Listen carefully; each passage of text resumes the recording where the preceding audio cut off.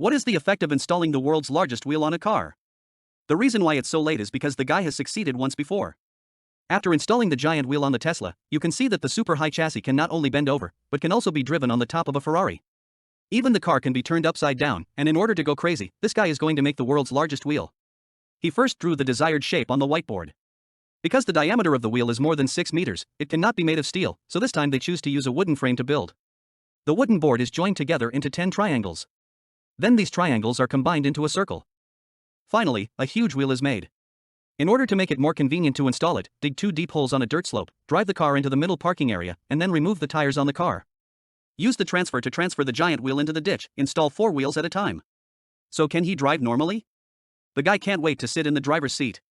Suddenly, something unexpected happened. Not only did the wheels not turn, but the car also fell and broke the transfer shaft. At the end of the experiment, the guy had to hire a pickup truck to force the car.